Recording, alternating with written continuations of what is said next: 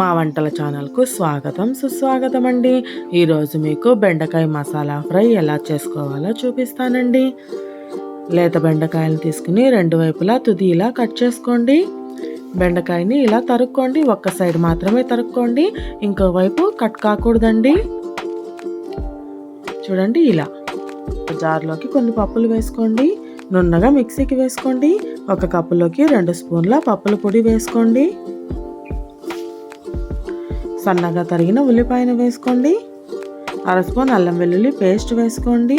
1/2 spoon ఉప్పు, 1/2 spoon కారం, కొద్దిగా గరం మసాలా వేసుకోండి.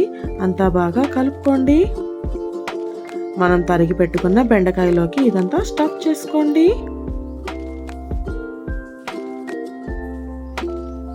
అన్నింటినీ ఇదే విధంగా చేసి పెట్టుకోండి. ఒక పెనంలో కొద్దిగా నూనె వేసుకోండి. నూనె కాగిన తర్వాత మనం రెడీ చేసుకున్నాం కదా బెండకాయలని ఇలా పెట్టుకోండి.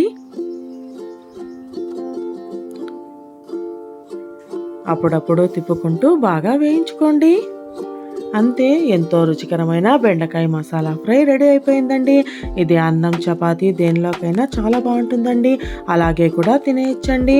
మీరు ఒకసారి ట్రై చేసి చూడండి. నచ్చినట్లయితే మా వంటల ఛానల్ను సబ్స్క్రైబ్ చేసుకోండి మరియు కొత్త రుచులను ఆస్వాదించండి.